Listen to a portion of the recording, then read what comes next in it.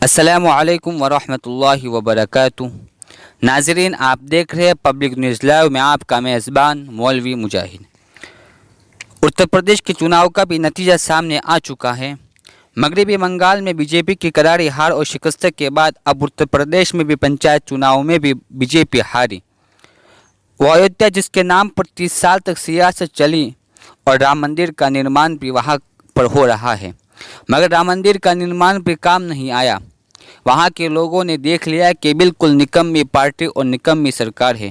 Corona کی مہاماری نے مودی اور یوگی کے منہ پر زوردار تماچا مارا اور بی جے پی کو اپنے ہی گٹھ میں اور اپنے ہی راج میں کرائی شکست اور ہار ہوئی ہے۔ متھرا، ایودھیا اور کاشی میں بھی بی جے پی کو ذلت اٹھانی پڑی ہے اور مودی کے پارلیمانی حلقے میں یعنی بنارس میں جہاں سے مودی نے الیکشن لڑا تھا، وہاں پر بھی مودی کو زبردست شکست ہوئی ہے اور ہار ہوئی ہے۔ اب لگ رہا ہے کہ جنتا جگ رہی ہے اور لوگ بڑے غصے میں نظر آ رہے ہیں۔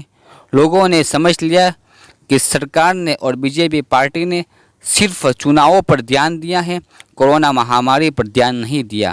اب پورے ملک میں اسی طرح بی جے پی کی ہار اور شکست ہونے طے ہے۔